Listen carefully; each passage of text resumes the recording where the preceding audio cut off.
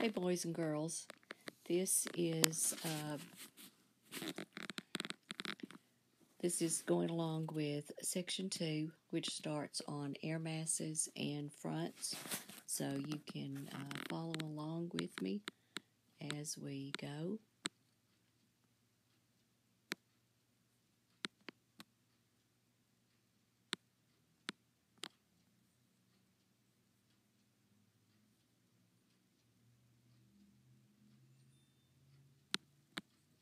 An air mass is a large body of air with similar temperature and moisture. Now, I've abbreviated the word temperature just to say temp to save space. The first kind that we have is called a maritime with a capital M, and this forms over water and is wet air. Polar, capital P, forms over polar regions and is cold air. Continental forms over land and is dry air. Tropical, capital T, forms over tropical regions and is warm air. So the 4 types of masses rather than fronts that affect weather in North America are the maritime tropical, the continental tropical, the maritime polar, and the continental polar.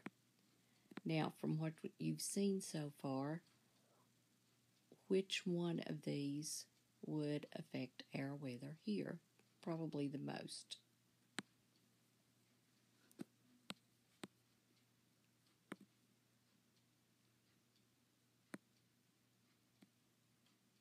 Next, we have our 4 types of fronts. We have a cold front, a warm front, an occluded front, and a stationary front. So first with the cold front, it's usually blue, and it has the jagged, I call them teeth or triangles. This is when a cold air mass moves under a warm air mass. Now this can come in very quickly. It can bring a lot of rain, a lot of cumulonimbus clouds. I think if you've been keeping track with the weather the last few days, you've probably seen a cold front moving through our area.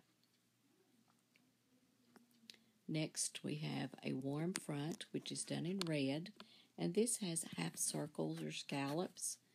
We have a warm body of air that moves over a cold air mass. Now, I intentionally left the rest of this blank so that you can fill in the other information about it. Then we have an occluded front, which shows up as purple because in an occluded we have 2 cold and 1 warm air mass. So what happens, we have a smaller cold air mass and a warm air mass that comes in over it. Then a big, huge cold air mass comes in under the other 2 and kind of pushes them up. So this brings a lot of rain, drizzle, and cloudy weather. The last one is the stationary front. And with the stationary front, stationary means it stays in place. And so we have 2 different kinds of symbols.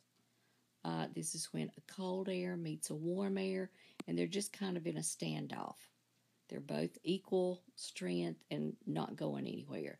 So this lasts for several days until the amount of moisture runs out, and stratus clouds are usually associated with this.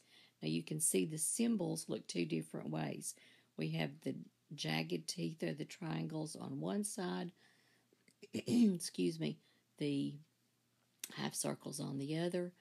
This determines which way the masses are moving, and I'll explain more about this in class. Hope this helps. Thanks.